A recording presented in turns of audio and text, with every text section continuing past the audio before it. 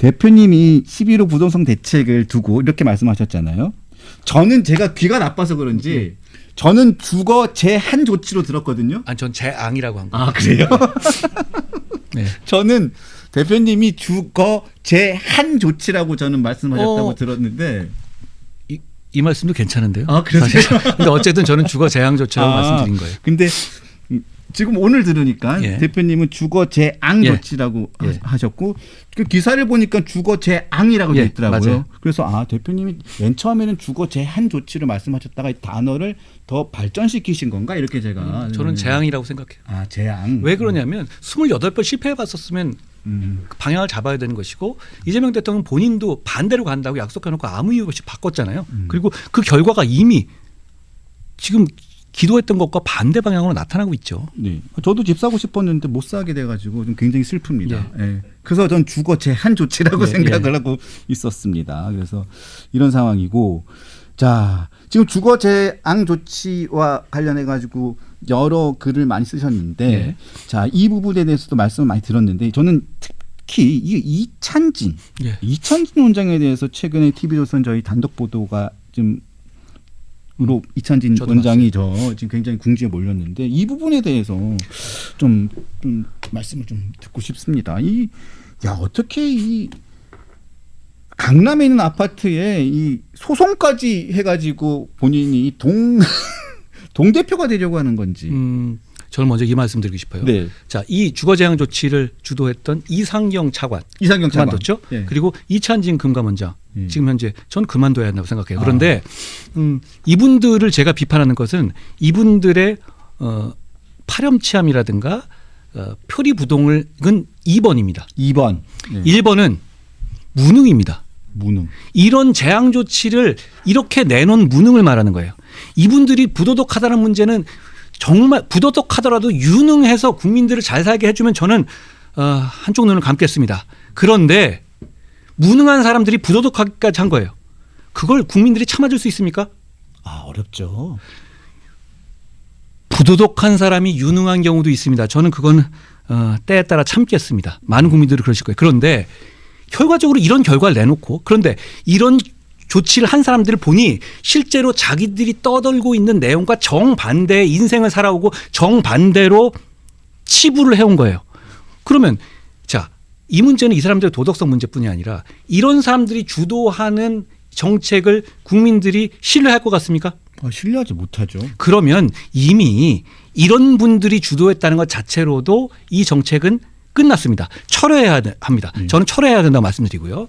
그리고 당연히 이상경 1차관 그만뒀듯이 이찬진 금감원장 그만둬야 합니다. 네. 그러니까 이유는 TV조에서 보도한 것들 보고 좀 놀랐는데 부동산을 수집하시는 거 아니에요, 이분? 그런데 부동산 거래를 강력하게 제한하겠다는 이유로 대출 규제를 주도하는 사람이잖아요. 금감원장이. 네, 이찬진. 자기는 할 만큼 했다는 얘기인가요? 자, 이 정부의 주거 제한 조치의 큰 문제는 1번이 무능이에요. 자기들이 원하는 방향으로 안 갑니다. 그리고 그걸 28번의 실패로 이미 알고 있어요.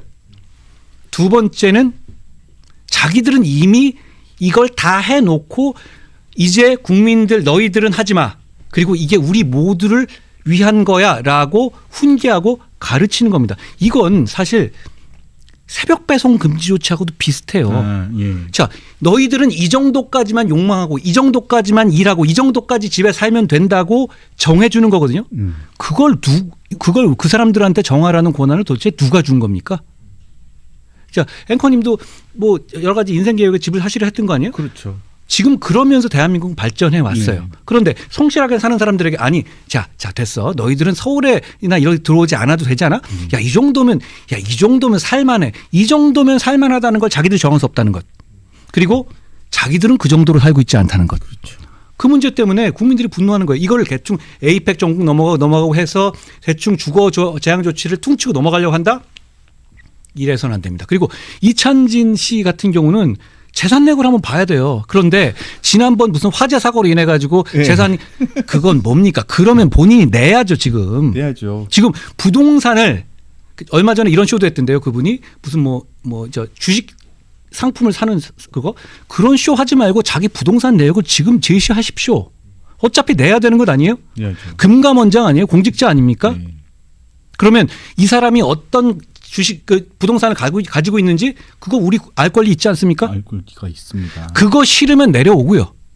근데 보니까 저번에 이 정부 사람들 보니까 그렇더라고요. 이상경 일차관 같은 경우 집 팔기 싫으면 내려오더라고요. 네. 그 정도 깜냥이면 그냥 내려와야 합니다. 우리 국민들을 더 고통 주지 말고 지금 내려와야 합니다. 여러 가지를 많이 하셨더라고요. 경매로 여러 가지도 많이 사셨고. 경매를 할 수도 있습니다. 예. 그리고 경매를 통해서 재산을 불릴 수 있어요. 그렇지만 국민들에게 부동산에 대한 극단적 규제로 부동산 거래를 막고 있는 금감원장은 그러면 안 됩니다. 자, 그리고 또 이거 최민희 위원장만큼이나 요즘에 가장 그 핫한 인물이 그 백혜룡 경정. 예. 백혜룡 경정입니다. 백혜룡 경정. 자, 세관 마약 수사 외압 의혹을 줄기차게 지금 계속 그 제기하고 있었죠. 예. 그래서 지금 제가 말아먹었다는 거 아니에요? 예, 그래서 마약 사건을. 네, 그래서 우리 한동훈 전 대표님께서 법무부 장관이실 때도 예. 외압을 행사를 했다는 취지로 계속 주장을 하고 있습니다. 이분이. 그리고 또 이 대금으로 윤석열 전 대통령 부부가 내란 자금을 만들었다고도 하고 웃지 마세요. 예, 예. 지금 이런 분이에요. 예. 그래서 지금 동부지검에 또 이재명 대통령이 딱 직접 가서 수사 열심히 하라고 하는데도 그냥 말도 잘 안 듣고 자기 멋대로 이런 상황인데 이 부분에 대해서 보는 지금 상황이 매우 이 사람한테 불리하게 돌아가고 있습니다. 지금 왜냐하면 이 사람이 맨 처음에 믿었던 사안들 그러니까 이 운반책들의 진술도 다 거짓으로 드러나고 있고 또 이 사람이 또 진술했던 또 다른 사람은 조현증 증세를 지금 고백하고 있고요. 자, 이 사람의 도대체 의도는 뭐였는지를 제가 궁금하고 이 상황에 대해서 좀 입장을 좀 설명을 좀 듣고 싶습니다. 망상에 빠진 사람의 의도를 정상적인 사람들이 그렇게 헤아릴 필요는 없다고 생각해요. 망상인가 중요. 자, 그러니까 지금 중요한 건 대통령이 문제가 아닙니까? 한동훈 법무부 장관이 윤 전 대통령 부부의 마약 사건을 덮어줬죠. 이게 핵심이죠? 그게 핵심이죠. 그렇죠? 네. 자, 이 결론에 따라서 이재명 대통령이 책임져야 돼요. 네. 백혜룡이라는 분의 망상은 그건 그대로 소소하게 물으면 될 문제예요. 이 문제를 키운 건 이재명 대통령입니다. 이재명, 백혜룡 콤비죠. 망상 환자에게 묻지마 칼부림 하라고 칼 쥐어진 누가 줬다. 그럼 누가 살인죄입니까? 칼 쥐어진 사람이죠. 사람이죠. 칼 쥐어진 사람 누구죠? 이재명 대통령입니다. 공개적으로. 그렇죠. 그리고 그 이유도 예를 들어서 정치적인 상대방 정적을 어떻게 보면 해코지하겠다는 아주 저열한 이 이유 아니에요? 그리고 그 지시하는 과정도 불법적이고요. 네. 그러면 여기에 대해서 책임져야 될 사람들은 이재명 대통령이에요. 자, 그런데 이 점도 전 지적하고 싶어요. 이재명 대통령은 이걸로 처벌받아야 합니다. 왜냐하면 불법적인 지시거든요. 그런 식으로 일선 검사에게 누구 해라고 하면 사건 지시하면 안 되는 겁니다. 그렇죠. 그렇죠? 거죠. 비슷한 거 보시지 않았어요? 지금 특검에서 하고 있는 네. 윤석열 대통령이 최상병 사건에서 군 검찰한테 그렇게 했다라는 거 가지고 지금 특검까지 하고 있잖아요. 네, 특검하고 있죠. 이게 둘이 다릅니까? 똑같은 일. 똑같죠. 더 심하죠. 이거는. 더 심하죠. 네, 이건 더 심하죠. 공개적으로 사람 죽이면 살인죄가 아닙니까? 저는 이 점, 이 대통령이 퇴임 후에 반드시 처벌받게 될 것이다 라고 생각합니다. 그게 아니면 윤 대통령 그것도 저런 입장 가지면 안 되죠. 그렇지 않겠습니까? 네. 자, 그래서 백경정의 지금 이 수사 이 내용 조만간에 제가 보니까 지난번에 국감 나와서 그 검찰총장 대행이 조만간 그 실체적 진실이 밝혀질 것이다라고 얘기를 했는데 그래서 한동훈 법무부 장관 전 법무부 장관이나 이쪽 그 관련된 부분에 진척이 있습니까?라고 했더니 없습니다. 그러니까 저 내용대로라면 딱 그거예요. 저게 역시 이것도 논점을 헷갈리면 안 되는데요. 이거는 한동훈 법무부 장관이 마약 사건 말아먹었다. 이게 범죄의 핵심이에요. 그게 맞으면 저는 감옥 가야 되고요. 맞으면 그리고 그런 결과가 나오면 저는 감옥 가겠습니다. 그게 틀리면 저 망상병 환자의 묻지마 칼부림에 칼 쥐어진 이재명 대통령이 책임지고 나중에 형사처벌 받아야 되는 겁니다. 아주 심플한 사안이거든요. 네. 결국 이 문제는 과거의 다른 버닝썬 이런 거 달리 대충 뭉개질 수가 없어요. 왜냐하면 명확하게 이게 참이냐 아니냐의 질문이 이미 나와 있거든요. 그렇죠. 그리고 너무 제가 마약 수사를 알고 덮었으면 제가 감옥 가고요. 그게 아니면 이 대통령이 법적 책임져야죠. 그리고 너무 공개적으로 지시를 했습니다. 이 대통령이 너무 그렇죠. 공개적으로. 그리고 필요하면 검사를 추가 투입하여 백경정을 또 수사팀에 포함시켜서 수사를 하도록. 우리나라의 경정이 몇천 명이거든요. 4, 5천 명 예, 정도 되죠. 예. 근데 경정을 대통령이 어디 넣어라?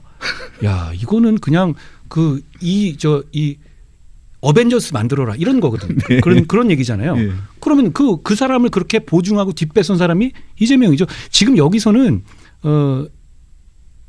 일종의 백혜룡은 이재명의 페르소나예요. 그럼 그 책임도 자기가 같이 가져가야 되는 거 아니에요? 네.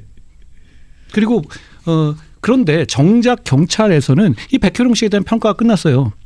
이재명 정권 들어오고 난 다음에 한 인사에서 왜 이 사람 승진 안 시켰죠?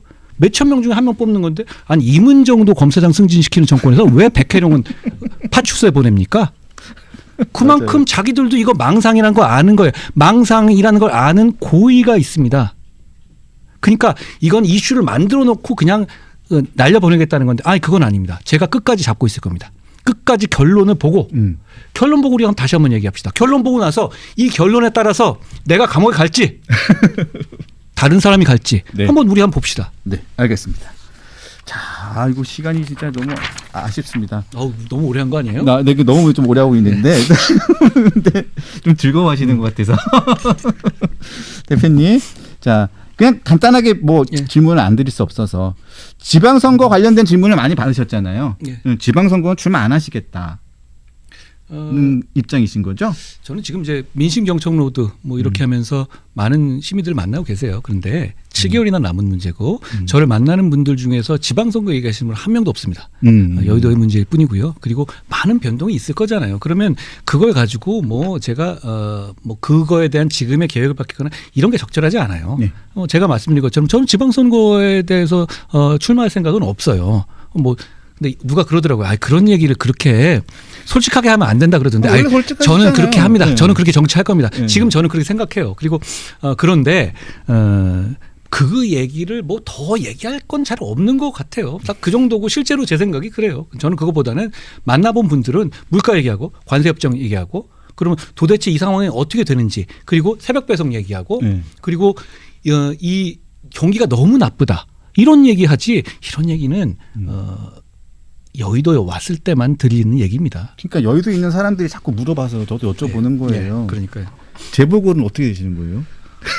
그 역시 마찬가지로 지금 나거나 그런 것도 아니잖아요. 저는 정치를 통해서 좋은 나라를 만들고 좋은 세상을 만드는 게 제 정치 목표예요. 좋은 정치하고 싶어요.